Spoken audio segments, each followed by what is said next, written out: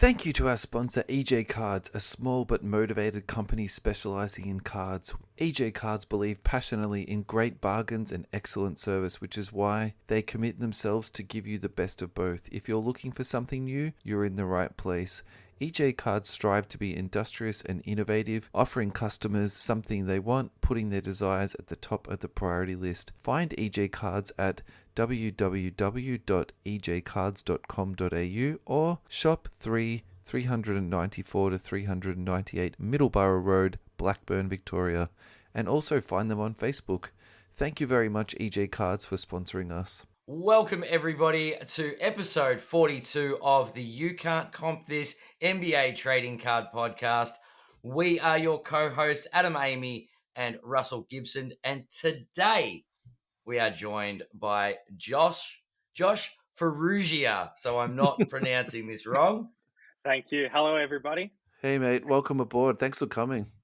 No worries. It's a pleasure. So I suppose we lead off by saying, tell us a little bit about what you do, because we've seen your name, we've seen you being tagged in 1,000,001 posts on the NBA trading pages. Yeah. Yep. So, all of them. All of them. All of the time. Yeah, I live there. Literally, by the sound of it. That's where I live. Yeah, I'm buying, I'm selling, I'm trading pretty much every day. I'm listing minimum 3 times a day. I'm buying more than that. Yeah, it gets busy and it's really good. Okay, and so from what Russell's told me, this is literally your full-time gig. Yep, as of two years ago, it was just in its infancy, and I've grown it to become my full-time income. Yep. Oh, that's amazing. That's that's impressive. Now, you said Thank 2 you. years ago. Is that the COVID spike? Is that where things sort of started? Exactly. I was a bit because I was in school at that time. I was not too keen on the COVID learning, so I was like, I want to go into a different avenue, potentially make a hobby that I was already enjoying, a passion of mine, into a business. And yeah, the spike during COVID was insane. The spike in attention, the spike in sales, it was just insane. Yeah. And I guess you're relatively new to the full-time gig, but how long have you been in the hobby? Well, I can say what everyone says since I was a kid, shoving cards in albums. But yeah, ever since I looked into it as a full-time gig, that's when I really say I entered the hobby, because that's when I started looking at cards every day, buying, selling, getting to know the community and stuff. Yeah, yep. That makes sense. Okay, so literally, if we were, because I suppose the next question would go, tell us about your early hobby memories. Yeah. It's literally your starting point is a couple of years ago. Pretty much, like I would say, because I was clearing out everything just to it kind of comes full circle. So I was clearing everything out to get money to afford a LeBron James rookie card, a PSA 10 Topps Chrome. And as I was clearing out, I saw all of my cards from when I was younger. Yep. I searched it up and I was like, I wonder if these are worth anything or if there's still some buzz. And I came across like TikToks, content pieces like Gary V, I'm sure you saw in the early days, buy these Giannis rookie cards and all of that. Yeah, and I saw the LeBron James Topps Chrome PSA 10. I was like, I got to get that somehow, because I just seen the way the attention that people were, it was shifting towards the hobby. And yeah, I knew I needed to get in early. Interesting. Yeah, so I was going to say, it's very different to a lot of the other sort of early hobby memory stories we're used to. But yeah, like one of the children of Gary V, so to speak. So the product of the hype that he has created on social media and drawing people in and getting people excited about flipping cards. Exactly. Yeah. But tell us about like your early memories, because I always like to hear people's like that sort of first thing they remember about cards, because you did touch on it a little bit about, you know, like stuffing cards in your pockets, but like tell us a little bit about like, you know, some of those memories, because for me, I think they're really important to you. Yeah. And, you know, where you sort of end up as a collector, actually. Yeah. Oh, in school it was massive. We were trading cards in the library. That's pretty much what I would do. Yeah, We were awesome. just when they put the finals on in the library, it was shut down. Oh wow. Yeah, we were trading cards, trading other collectibles as well. I'm into other collectibles.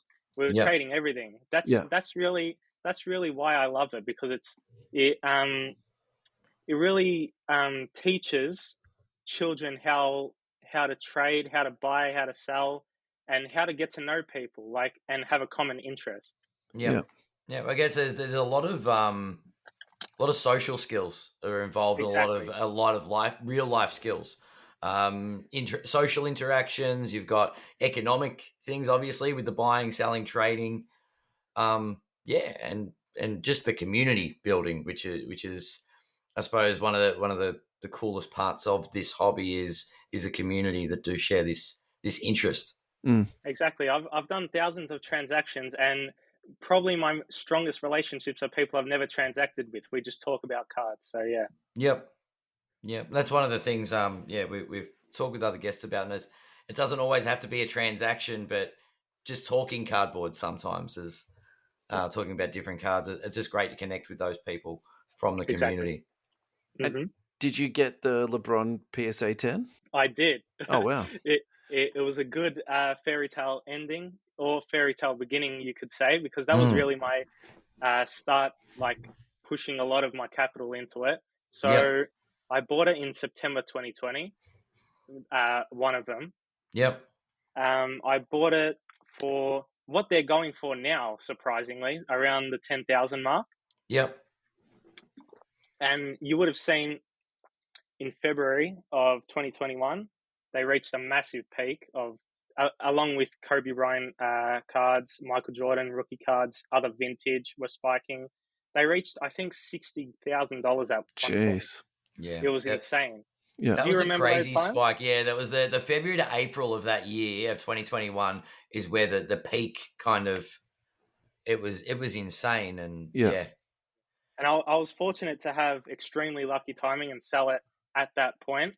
So that's really, it was a thrill, but I knew I needed to do more, because I wanted to make this an income, not a one-off.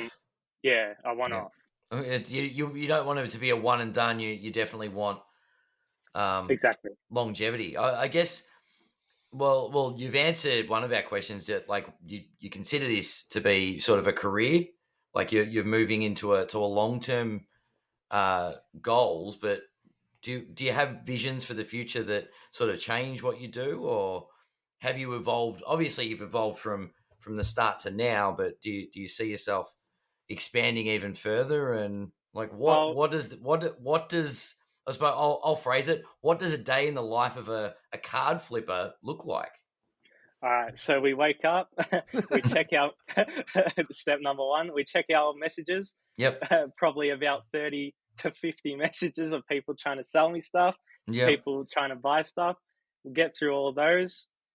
We have about, we'll say, 30 to 50 packages we need to ship out. We do that. Yeah, then come home, list, do the listings for the day, auction cards, because I've tried to match it with the daily income of an average Australian, so like your $200 a day kind of thing. So and that's easy to get if you're looking at the pages every single day for hours on end, eBay, searching up key terms, searching up key players, you'll find deals, and you'll find deals that you can make more than $200 off every single day.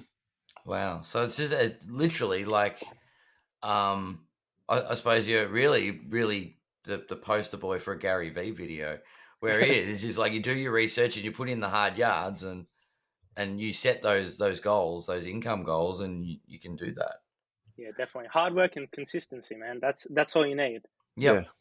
Yeah. And I'm actually, when I hear that from you, it makes me feel quite happy, because I think there's a really negative connotation around people who flip cards, but exactly. I've heard it all, man. I've heard it all. Yeah. But when you actually sit down and you have like this conversation with you, it's when you for, look, I'm using a very crude term here, but you could say that you do flip cards, but when you hear it and you actually like flesh it out like that, it's hard work, it's dedication, it's, doing your Yep. research, and it's putting the time in. I think you do have to respect that hustle and, that work ethic, because I would probably also suspect too that, wherever you end up in the next 10 or 15 years, this will form a basis for your next profession or your next sort of landing spot. And I would say for myself, in terms of the jobs and the careers I've had, I don't think I've ever had a wasted job. Like whatever job it's been, whether I've worked in a bakery or I've worked in a nursing home, and I've had a few sort of management jobs.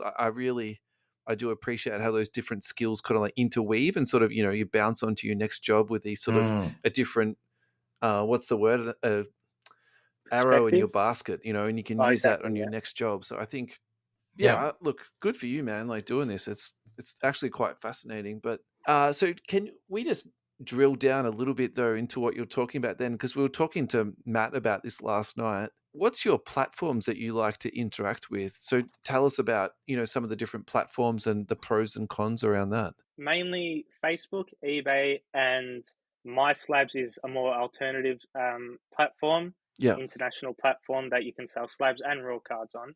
But it's mainly eBay and Facebook. Okay. So none of the PWCC Goldens and stuff like that. Not really at the moment. I've been looking into it, but it's kind of not made sense for me logistically with turnover times and all that stuff. Yep. Because a week for me is a long time. I try to make my profits quickly. Yep. So I'll definitely look into it.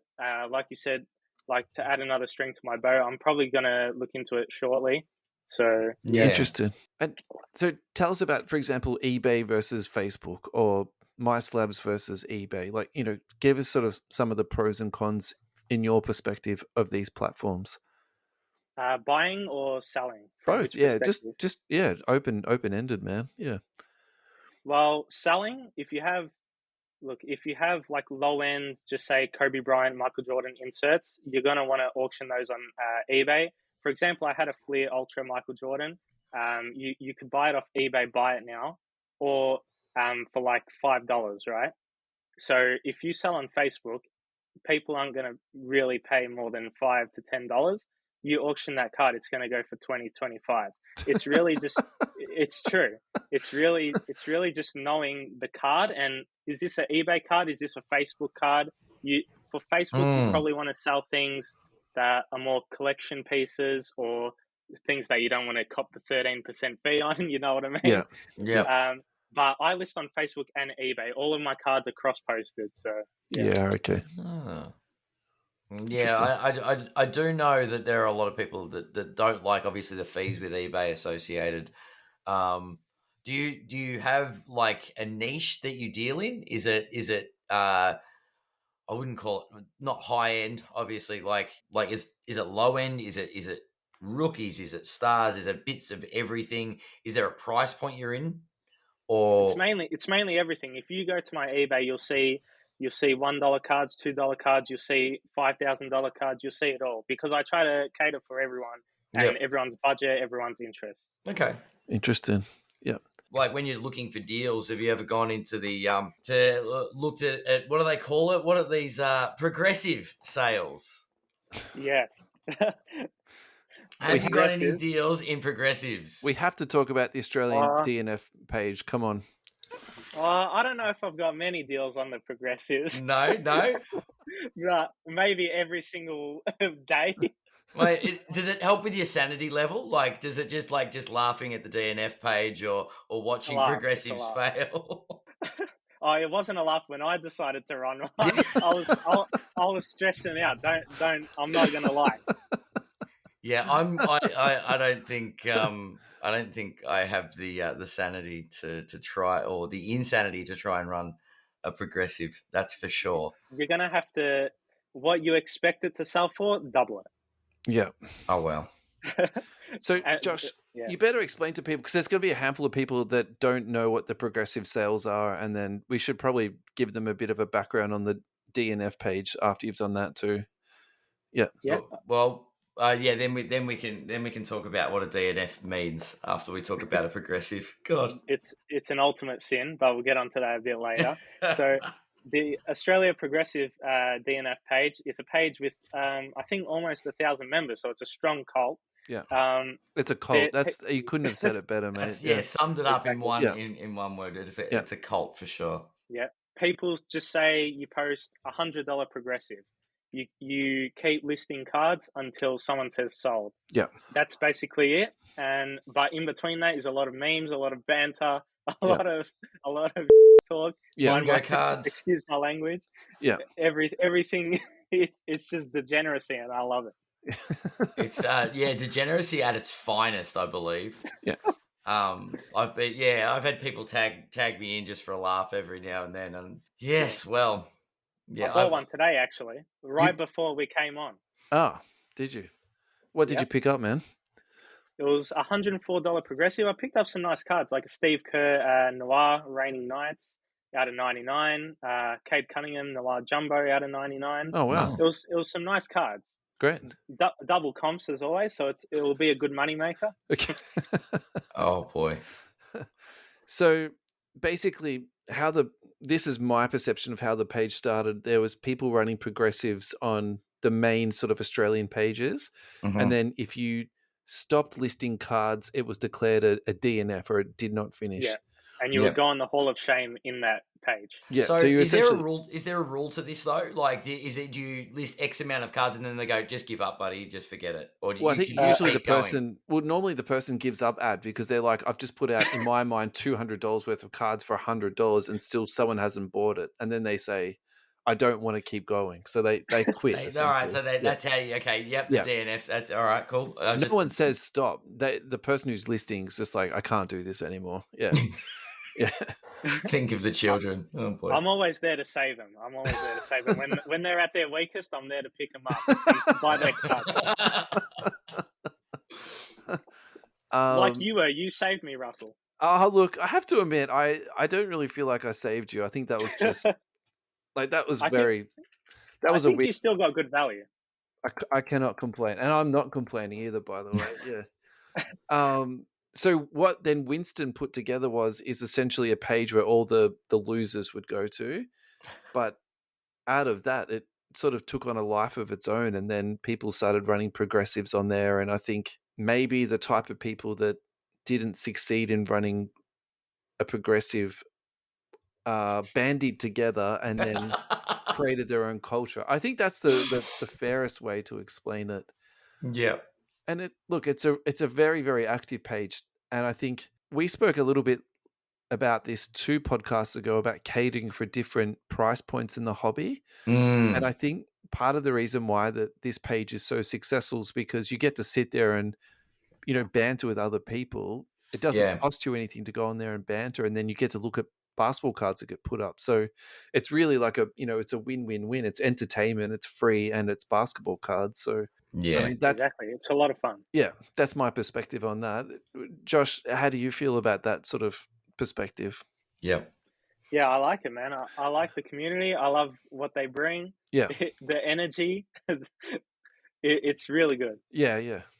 So I think probably what I'm interested to get out of you a little bit is like, what's your sort of 10-year goal? Like, we had Raymond Lee on a few episodes back, and I know you said that you listened to that one a while ago, and one of my friends who's in business, he's got nothing to do with cards at all. He will occasionally listen to our pods, and I'll sort of tell him which ones to listen to, and he really enjoyed the Raymond Lee one. He thought Raymond Lee was like a bit of a star, and he'd love to sit down and have a beer with him. So how did you feel about the Raymond Lee thing? Do you see yourself in that sort of progression of, going on to do something bigger and better? Like, where do you see yourself in 10 years? Well, we'll see, because he came from, I'd say, a different background, but he's really trying to improve the hobby, which I respect. Yeah, trying to make it safer, bringing different technology into it. Yeah. Trading, international trading, which I even become a bit uncomfortable with sometimes. So he's making that much safer, which I respect. Have you signed up for Veriswap? I haven't. I'll probably do it right after this podcast. I was going to say, surely, yeah. So the other thing that, because I'm in their group chat for that, and what they're doing now is the cards will actually go to Raymond, and then they'll do the exchange. Okay. Which I mean, for me, that's an absolute home run. So I completely Yeah. segued you then, but yeah, sorry. Keep Right. going, mate. 10-year goal. That's so like 10 years ago I was 9. So 29-year-old me. Probably still in the hobby. Who knows what the hobby could look like in 10 years. Yeah. Yeah. So I'm going to be in it for a long time, for the rest of my life, I'm confident in saying. So Yeah. it's just a matter of I'm going to do what I'm doing now until the wheels fall off, and then we'll see what happens, man. I'll probably start other businesses branching off this, and then we'll see. The sky's the limit, really, with it. Yeah, interesting. Yeah, it is. It's so is it one of those, I mean, you spoke about it earlier with your like the early moments of COVID and things, but is it something that it sort of, you've talked about the community side, but is that the financial side of it, the economics, something Well, that interests you, or is that well, that's what has me in the hobby. Really, there's no two ways about it. I flip cards for a living, so I have to really hope that this hobby continues in a financial aspect and Mm, continues to prosper. But it doesn't have to be all. We can have a beautiful community, and we can have the hobby prosper financially. yeah. Do, Yeah. do you, well, I suppose that leads me into thinking we're in a bit of economic unrest at the moment. To Yeah, and that's put saying things that. Yeah, as diplomatically polite and tread on it carefully. I mean, interest rates are set to go up again soon. Yeah. People are struggling to pay their mortgages. Yeah. Does the current economic state impact on the buying and selling in the hobby? Like, is it on flowing onto the hobby? And if it is it a negative or a positive in your eyes? I wouldn't say it's detrimentally affecting anything in the hobby. Mm. Like I'm buying and selling more than ever, and Yep. people aren't tight. If they see a card that they need, Yep. they'll buy it. Okay. So I don't know if that's because it's within their budget, or because I have such a huge audience on the eBay and the Facebook, so then I get a lot of people to see it. But Yeah. I haven't seen it affect it, and if these times can't affect it, I don't see what will. Okay, because that was what I was thinking at. Are we experiencing a down market at the moment? Because I know Russell and I, when we're on Card Ladder looking at recent sales or looking at players in particular, there's a tendency for some cards to be down, and Yeah, it looks like there's, I wouldn't particularly say it's a down market, but it feels like it's a price correction. So you're telling us the activity's still there, like the community's still willing to splash out cash. It's things are still tracking along very well by the sound of it. yeah. The activity's been there the whole time, Yep. but yeah, for a year we've been experiencing a slight, well, not really a slight, a major correction, I'd say, Yep. for a year, if not longer. But I Hmm. think we're starting to come out of it a bit. I don't know if they'll reach the highs that we saw, because those were insane. It could be lightning in a bottle that moment, but I definitely see it as a healthy market in the future. Yeah. Is that potentially that spike, that crazy spike? Are those prices the 10 year from now prices? Are they the? Do you know what I mean? Is that what, like, I don't know, For in 10, 15 years, that's what Kobe's and Jordans will be selling for? for base cards, I don't see that, because the Mm. pop count is just too high. Yep. If you look at the high end market, that's just been going up. To be honest, exquisites, all of Yep. that stuff has just been trending up. Yeah. Yeah. So Yeah, it's. I mean, we on the last episode, we with Matt, we discussed this as well, and it was, I think he referred it to as the junk slab era, yeah, which is interesting because obviously we've had the junk wax era, but yeah, like you're saying base cards are not sort of going up in value. Is that true of? I mean, I've got base cards, but like a Topps Chrome Kobe isn't just a base card. Do you know what I mean? Like, it is a base card, but it's not a base card. The pop count on that versus Zion Williamson's Prism base is very different. yeah. Well, I think we're in a period where I think he's referring to ultra modern. You're talking about ultra modern, aren't you, Josh? Yeah, I am talking about ultra modern with the 20,000 pop count. That's just unsustainable. But even if you look at the Kobe and the LeBron, their pop counts are like 2,000. Mm-hmm. So I know it's out of most people's budgets, but if you want an investment that'll go up, you're going to have to look at parallels. You're going to have to look at refractors. You're going to have to look at patches, and you're going to have to look at autos, in my opinion. Yeah.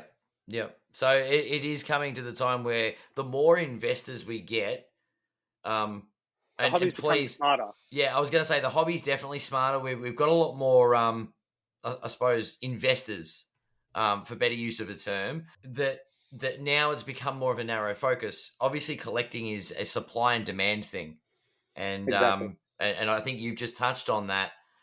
The collectors and the demand is going to be for the rarer pieces. A base card is only as rare as its pop count, right? And if you can pick it up, if you can pick it a PSA 10 very easily, that's what I was going to say. Yeah, because if I have a base card, it's it's harsh to say, but if someone wants that card, if we're negotiating, they can walk away because they can find it probably at a better price or at the same price with someone else. Yeah. If you, as a seller, you have to hold the power. If you have a gold prism out of 10, they're not going to find that anywhere else. Well, they're certainly not going to find 10 other people with it. Exactly. Yeah. That are willing to sell. It'll be in collectors' hands, either in a vault or who knows where. Probably, passed down to their kids. Yeah. Yeah. Yeah. That makes a lot of sense. And I think with the explosion of a couple of years ago, sort of people just going, oh my God, I've got to get sports cards. You're right. People are a lot more intelligent these days. We're much more educated in the hobby, and people now are being more selective with what they want to collect.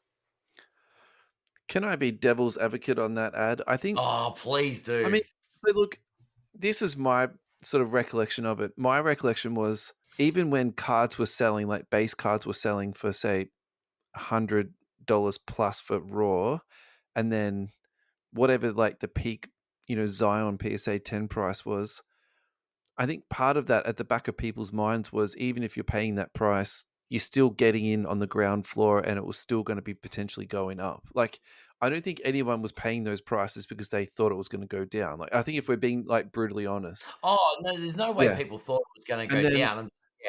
I think what we have now, and yes, we all are a year, because we were talking about this last night and I was thinking about this, but then I think now that we're at the other end of the hill and we've seen this massive drop, is that actually the education we've had? Like, it sort of happened to us, didn't it, in some ways, as opposed to us getting smarter. And then I think that part that you said before, Josh, about like the base cards versus the, to 10, I think that's very, very valid. But the only thing I'd probably add to that is that I still think base rookie cards and, base veteran cards, they still have a play in our hobby space. But I think maybe the difference is people aren't going to be paying $100 for them. Maybe the top end that you'll pay for one is say $20 or $25 or $30 or maybe $50, and that would be sort of it. And the reason I say that is because a bit like what we spoke about with price points before, I think that you need those price points for for kids or people that do have a lower budgets that still want to get a Cade Cunningham rookie card, but they can't afford a holo, or they can't afford something numbered or autographed. So I just want to like make this also like pretty clear too. I'm definitely not poo-pooing what you're saying. In fact, I think what you're saying is very, very astute and very accurate, but I also don't want to put that sort of image out there of that base cards don't matter, because actually I think in many ways they definitely have a place in the hobby. Yeah. And I think too, if you really like get down to it, the most fluid cards that are traded are actually base cards for that very reason, because they are transactable and people can reach them. So they're also not like base cards are never going to be the weekly summary on Golden Auctions, right? No, definitely not on Golden. It's going to be like Zion Williamson PSA 9 because there's less of them than 10s sold for a record amount. You know what I mean? So yeah, I think where you see those numbers though is when you go into Card Ladder and then you see like the total volume sold. I think that's how that's then reflected, because you're actually seeing, the much larger numbers, of those sales going through. Yeah. Yeah. I mean, I don't think cards historically go down. Don't get me wrong. Like, I think we experienced an unusual spike in that 20 to 21 that year period. Yeah. And I think the market's sort of correcting, but as you've seen over the years, cards do creep in value. Can I interrupt you there for a second, mate? Yeah. Hey, Josh, do you have a finance background? Because this is one of the questions that I did want to ask you, and this is the perfect time to ask it. I don't. Okay. Because and I don't know what this is called, but it's like when you zoom out enough and you can see the whole trend. And this is what you're talking about, Ad. Like over time, you're right, 100% right. Cards have just been slowly dribbling up. Yeah. Yeah. Yeah. So if you zoom out, it's trending better than the S&P 500. So correct. Yeah. I was going to do. Shall we go on to this tangent?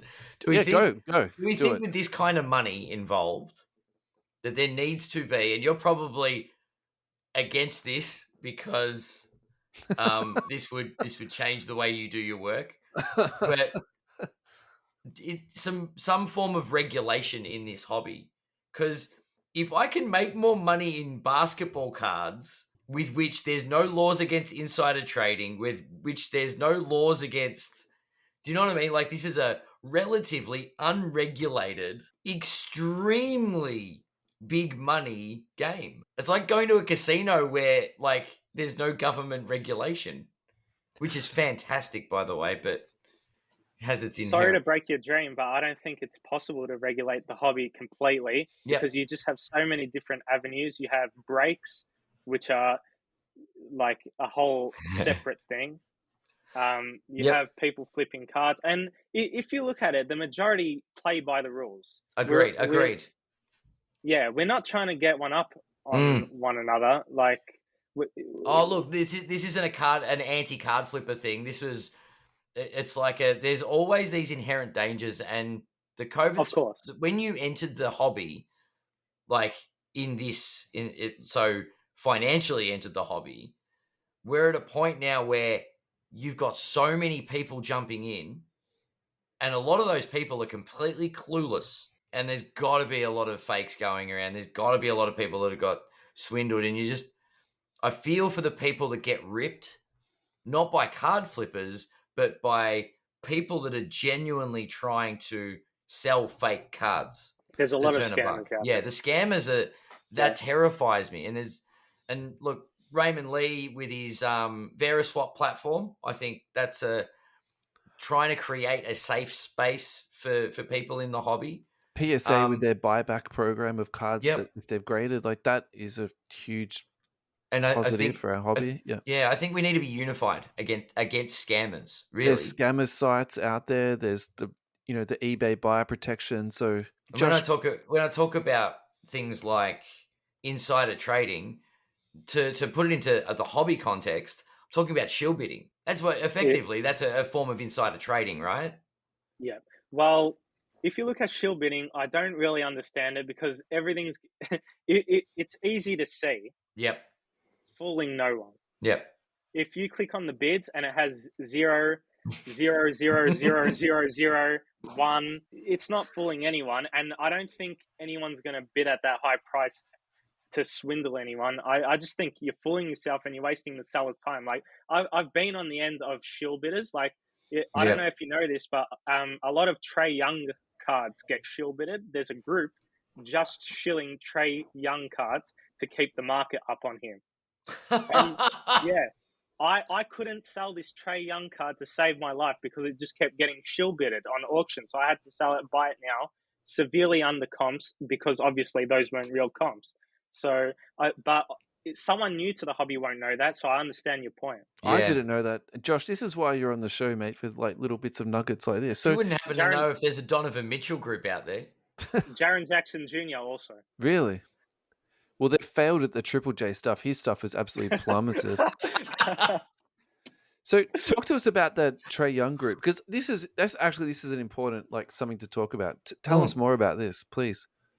Yeah, well, they're based in the Philippines. I don't know how they communicate, probably Discord or something, but I experienced a lot of them. They create alternate accounts.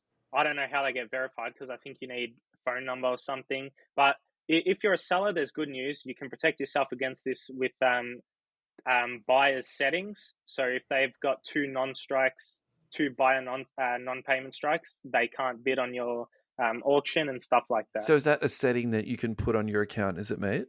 Okay. Yeah.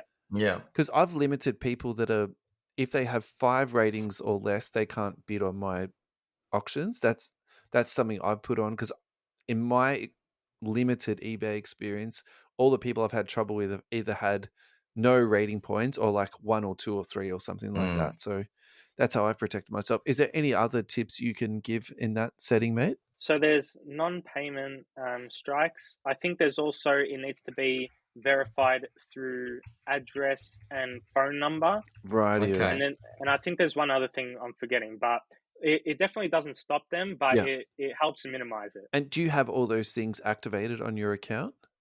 I do. Ah, interesting. Yeah, because non-payers are the worst thing on eBay. Yeah. Because you have to wait then another week, because I auction a lot of stuff and you do get non-payers, but you just wait 4 days and cancel and relist. You can't do anything else. I'm not going to message them and abuse them. I just send 1 day before the deadline. I say, do you intend to pay? Yeah. If they don't respond, cancel and relist. Okay, interesting.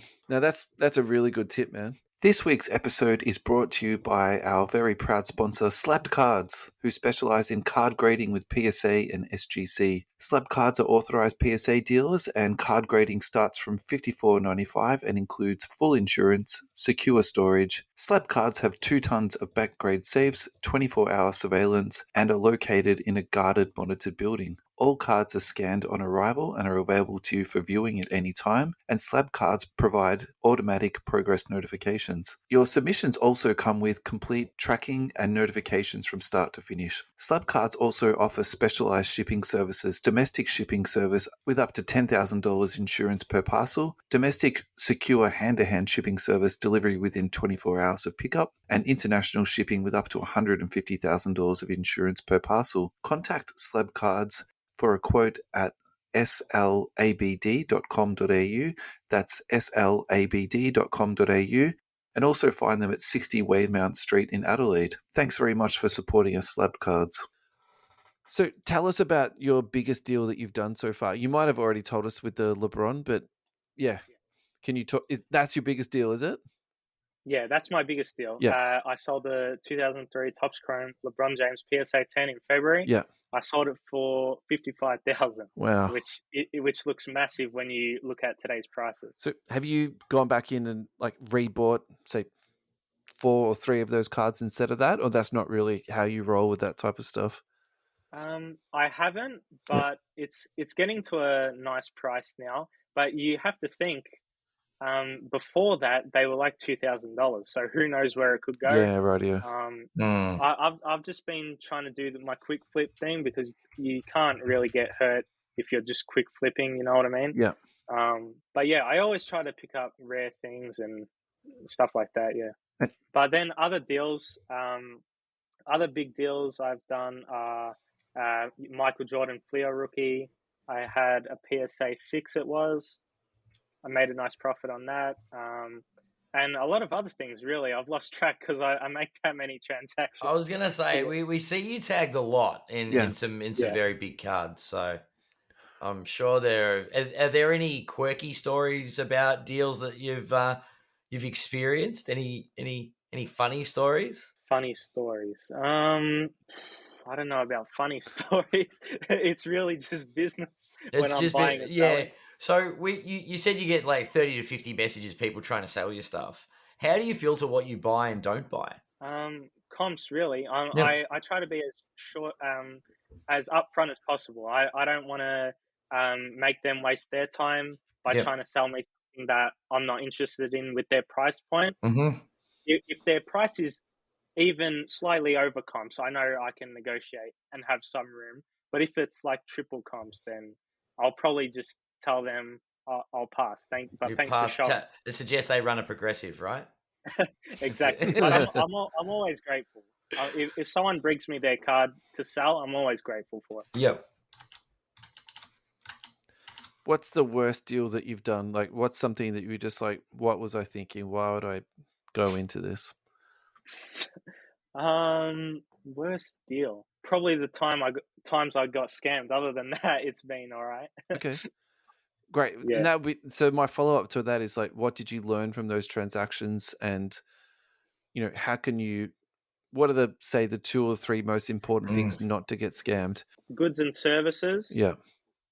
Vouchers, and always ask for coin pictures and video. Yeah. So you ask for a coin picture and a video, do you? Yeah. Because coin pictures can be photoshopped easily. Always ask for a video. And then if you're still not confident, ask for a vouch thread, a live vouch thread, so people can't manipulate it. Yeah. And if you're still not confident, but even if you are confident, if it's a big high-end card, I'd advise PayPal goods and services, unless you've done plenty of deals with the person. Yeah. Yeah. Yeah, interesting. I have to admit that my gut feeling around bigger purchases and even smaller purchases, if the money is being held by PayPal, the seller is at a distinct advantage to actually get you the products so the funds get released.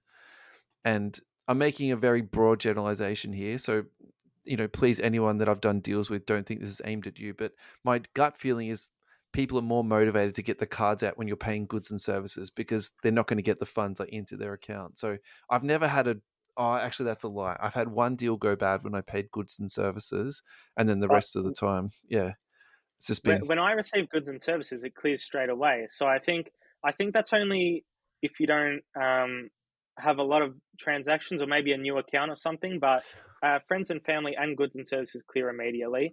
But it's just if they know that if they screw you over, then you get your money back straight away, then they'll probably ship a bit quicker. It's funny you say that because I was actually talking to someone about this the other day that I was doing a deal with. Their money didn't clear straight away, but then they were saying sometimes it does clear straight away. And I know there's a few breakers that have troubles with goods and services because sometimes the money gets held and then sometimes the money doesn't get held. And essentially it was, mucking up their cash flow. So yeah, I have no idea how PayPal works. To be honest, I don't even know if PayPal knows how. I was going to say PayPal probably doesn't know completely how they work. Yeah. Ad, did you have a question, mate? I'm just the last one on sort of our little run sheet from what I can see. Yeah. Say for example, I'm new to the selling game. Do you have some advice? What advice can you bestow upon our new ready to go investors? They've been on selling a couple of bits and mainly buying and have decided I'm going to start selling some cards and I want to try and flip some stuff and make some extra coin. What wisdom can you impart? You need to have as many people see your cards that are on sale as possible. So when I list the card, it goes on 8 Australian pages, a New Zealand page, about 20 worldwide pages. It goes in Discord, it goes in MySlabs, it goes in eBay. You want to maximize how many people see your card. That's how you see your card sell at its true value. Otherwise, someone like myself will buy your card because it doesn't have enough attention and they'll flip it on another platform. That's gold. That is gold.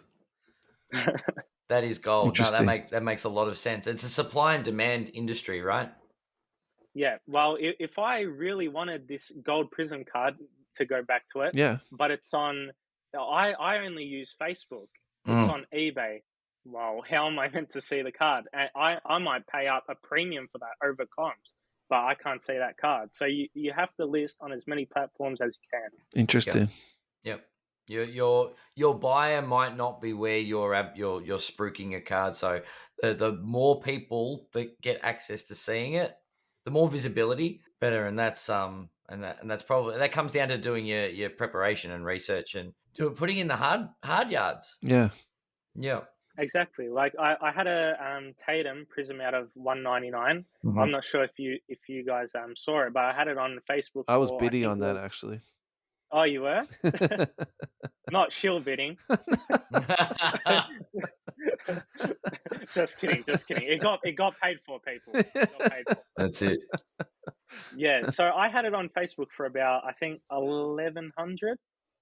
I put it on eBay auction, and it went for 1,600. So there you go. Yeah. It's insane.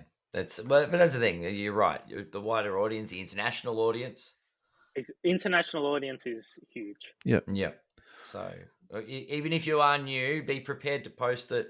That extra couple of bucks to post it overseas, you might get a lot more bang for your buck. Yeah. I'm a eBay top rated seller in not only Australia, I'm an eBay top rated seller in America. So I transact a lot international. Wow.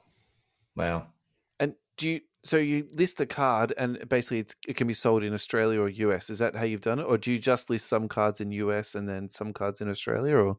All are international. Yeah. On eBay, all are international, but on Facebook, just say the card's $50. I'm not going to list that international. If it's 500 and above, it's definitely worth considering listing it international also. Interesting. Very interesting. Because when you're selling international, you have to also consider that the 3% what do you call it, currency conversion fee. You have to cut that out, then PayPal goods and services, which most international people want to pay for. Yeah. And they don't expect to cover the fee. It's just integrated into your price. Yep. And then the postage price, which is America about $20, so not $10, but it's not a big change. But you definitely have to factor it in. Yeah, interesting. Yeah. And that's the thing. Is it a manual process for you listing lots of cards?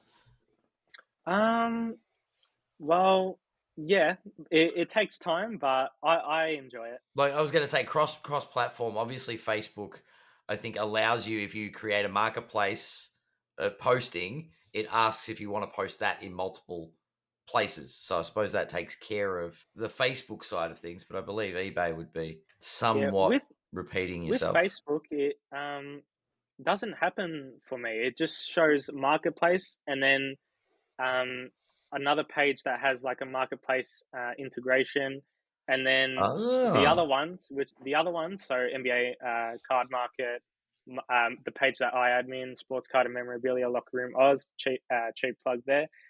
Can you plug that a bit clearer, mate, so people can get on that? Yeah, please. Yeah. All right, I'll do my plugs now. Yeah, go plug. Yeah. Facebook, Joshua Farrugia. Yeah. You'll if you're in the card space, you'll probably see me every day. The page that I admin, Sports Card and Memorabilia Locker Room Australia. So we have and Memorabilia Locker Room Oz, and then the Australian flag. We have about 5,500 members there, so it's a strong community. Yeah. And then on eBay, collectible _companion_co. That's where you can see me everywhere. Brilliant. Well, we'll put that in the show notes for sure, and all the socials when we post the episode up, so everybody can check it out. And I might that's even probably easier jump into a couple of those groups if I'm not already there. Pages. Yeah, I have a lot of hot auctions right now running. A lot of hot auctions ready to go. Exactly. Anthony Edwards signature moves. That's a nice card. That's on auction. I have a lot. Great. Check it out. I would like to do buy, sell, and hold with you. So basically, I'm just going to give you a name of a player, and then you tell me buy, hold, or sell, and then we'll go from there. And then sounds good. We'll take it. Yeah. All Donovan right. Mitchell. I knew you were going to lead with it. Sell. Really? I think so. Why? Why do you think so? I don't think his market can get any bigger. I don't think there's like what could happen in your opinion to grow his market. He's bottomed out at the moment. He's in struggle town at the moment as far as the hobby goes. I would say if he goes to a decent market team, so if he ends up if he ends up as part of some weird deal to go to the Lakers or the Knicks or the Celtics. But the thing is, when you're buying a player, you want them to be the leader of that team, because those are the ones that see the most growth. Yep. And then you have other, like the other ones come along with that. So just say the Pelicans are playing really well. Mm-hmm. Zion will see the massive boost. Ingram will have a little boost to try catch up. Yeah. If you know what I mean? Yep. But Donovan Mitchell, if he goes to a team where he's not the number one option, then I don't. Maybe a short term. If he goes to New York, other than that, if he goes to New York, is he the number one? But New York aren't looking too good. Yeah, number one on a bad big team. Yeah, right. Yeah, I don't know with that one. So my thought about Donovan Mitchell is that for his talent and his price, I think there's a bit of a mismatch there. And maybe the better way to illustrate that is that he's more than half the price of Jordan Poole at the moment. And wow, I don't think that Donovan Mitchell is half the player that Jordan Poole is. And I would flip that the other way. I don't think Jordan Poole is twice as good as Donovan Mitchell. So that's not the probably best explanation for it, but that's my feeling around it. I think in terms of his talent and his current price, I think there's a bit of a divide there. And when I look at Donovan Mitchell, I always look at Tatum, because Tatum is always double Donovan Mitchell's price. Yeah. So then I'm like, how can Donovan Mitchell catch up to Tatum? And I just don't see that road. Yeah.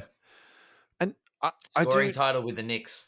Going on from what Adam's just saying, I do think it's a market thing, and how much, a lot of dynamics. Yeah, like how much does that matter? And I suppose if you then comp that back the other way, who are the players long term that have done really well hobby wise out of Utah? Well, probably, to be fair, no one. Like not even Karl Malone is, really that high. And who would be the second best? Maybe John Stockton.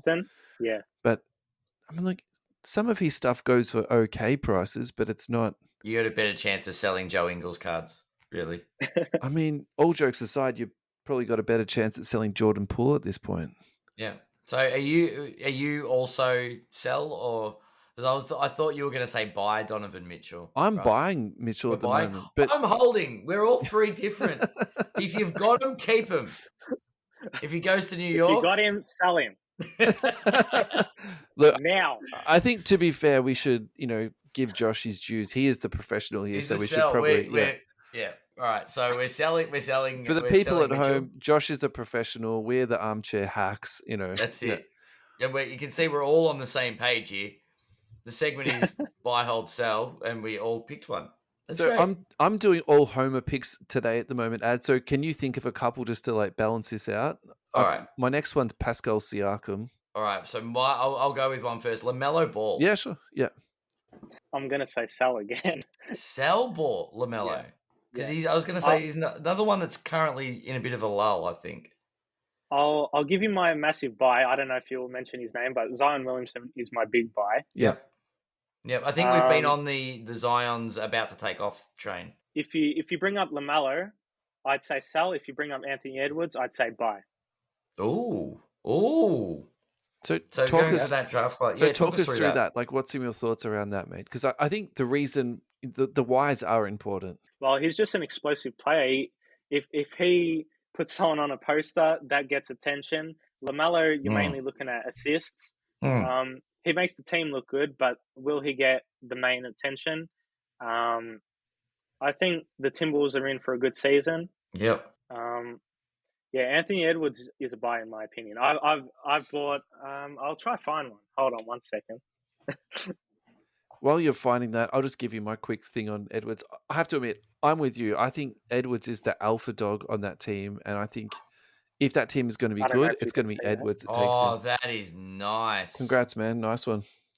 Red Prism. Very nice. I think what my concern is for the next 12 months with the Wolves is the adjustment period they're going to have to go through to get Gobert into that team, both defensively and off. I would say in particular offensively. Like, I'm not too sure how their sets are going to be running, but they could have a very clogged paint. And I think Edwards is probably the best when he's got his head down and he's just going to the basket. So true. You bring up a good point. That's my concern with him. But I definitely, to be honest, if I had to pick one against the two, it would be LaMelo Ball.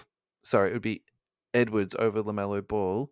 But when Matthews came onto the show yesterday, he was the opposite. He's like, I think LaMelo Ball's a good buy at the moment. So Really? that was an interesting one for me. I do like your reasoning about the because Edwards has put people on posters, and those guards that are team focused. Yeah, you're right. They make the team look good, but they sort of don't do much for their own credibility and as far as explosiveness and impact, unless they're putting up points to go with those assists. So, yeah, I mean, if you think about that, though, then why did people invest in LaMelo in the first place? Because his old man was the vocal one. Name, yeah.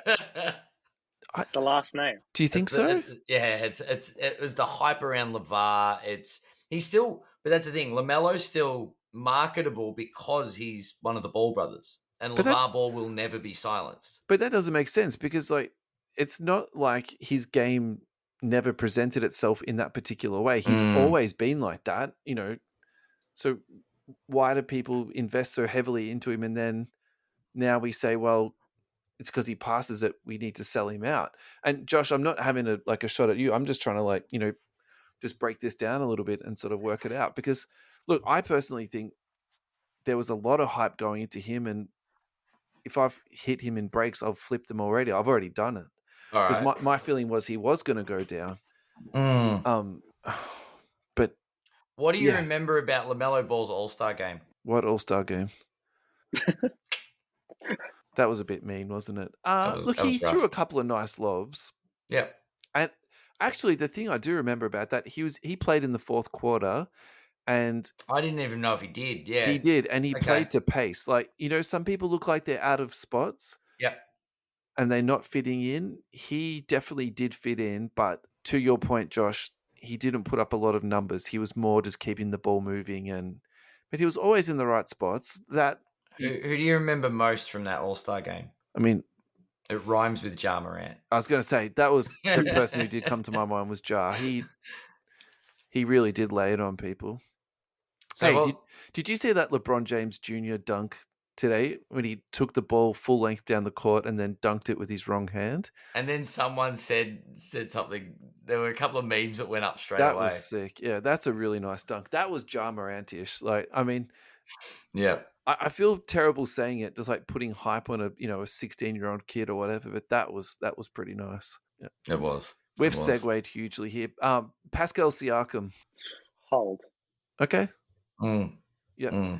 And this is for me, De'Aaron Fox. Buy. Oh, excellent. See, excellent. What about you made my night, Josh? Thank you. Just mentioned. What about Ja Morant? Buy. Ja Morant's still a buy. Yeah. What do you see his ceiling though? Because that's what I worry about with Ja. Like, when's the the downturn going to come for him? Yeah, it's hard in individualizing, because if you look at the trends, performance doesn't really matter as much as we hope it would. It's really just about hype, mainly. Well, if it's all about stats, Russell Westbrook cards would be worth a lot, wouldn't they? Exactly. Sorry, I was just waiting for Russell to say something. No, not at all. I was just listening to what you're saying, because when I think about the buy and sell on cards, the main thing I factor in is performance. So you factor that in less, Josh, and you're more about hype. So how do you measure that hype? Is it how many times a person trends on your Twitter? Is it how many times they come up in your TikTok feed? Like, how do you measure that, mate? A good indication is people posting that they're looking to buy that player. Yeah, right. If people are looking to buy that player, that's probably a good indication to sell it. Yeah. If people are selling, that's probably a good indication to buy. So that's like when people are trying to offload, especially if multiple people are trying to offload the same player. That's when deals present themselves, I guess. Yeah, that makes sense. That makes a lot of sense. All right, I got one last question for you. I think we should probably let you go. We've just ticked over the hour, but Ad, of course, if you want to ask another question, by. Yeah, flew by. Yeah, I think that was I was done. We got our gold nugget tips. We've got multiple nuggets. Yeah. So, how much Zion are you holding, mate? Have you stockpiled an absolute shelf full? I'll tell you one I bought today. I was on a buying spree today. I bought a Heir Apparent out of 25 auto today. I'm looking to buy, if anyone sees this and they have a Zion on-card auto, please hit me up. I'm looking to buy. Interesting. Looking to buy Zion on-card autos. Yep. Yes. All right.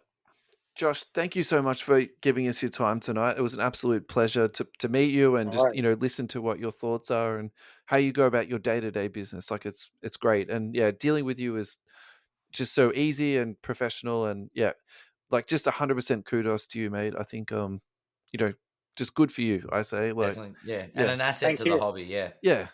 Thank you. Yeah. Much appreciated. It was a great podcast, man. Thanks. I really enjoyed this. Good.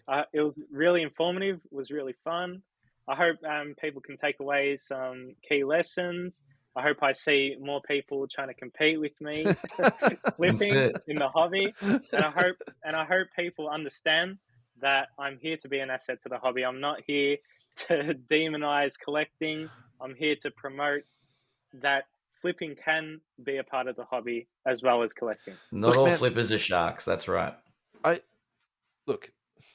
think you've touched on the points, like, honestly. I think part of it is business in terms of buying and selling. And you haven't, dodged away from that. But so the thing that I feel about flippers is it does get a little bit discounted is flippers also buy cards. And I think for every time someone's complaining about flippers, they're then selling a card onto a flipper anyway. So I think that's for me is like the hypocritical, aspect of that. And you need people to buy cards. It's as simple as that. So yeah, the reality is if I didn't have a passion for this hobby, I'd be flipping something else. What would you be flipping if you weren't flipping NBA, man? I know we said no more questions, but that was too easy. Yeah. Too juicy. Yeah. Not NFTs because I'm scared of that whole space, to be honest. It's that to me, I feel the same. Secondhand goods. Secondhand goods? Yeah, just like cards. I was going to say, you've been doing the Gary V garage sale. That's how I started. I've seen the TikToks. If you want me to explain how I started, how I actually, to make it practical, how I brought my capital up to afford that LeBron James Topps Chrome PSA 10. That's how I started. I started with selling everything that I owned, video games, consoles, everything. And then I went on Facebook, went on free, all of that, just flipping soft toys just to afford this one card. Oh, wow. So, yeah. Wow. Yeah. That's impressive. Yeah. Yeah. Good. Honestly, mate, good for you. It's good to hear the hustle and doing something. Yeah. It's amazing, isn't it? Putting in the hard work results in success. Yeah. Yeah, that's the key. That's it. Great. Thanks so much, everyone, for listening. And thanks, Josh, again. Thanks, Adam. Good to see you, mate, for a second time in 2 days. Yeah, it's been a busy week with some great guests, and thanks for coming on and joining us, Josh. Thank you. It was a pleasure. Thanks boys. to everyone for listening. It was great. Good night, everyone. Good night.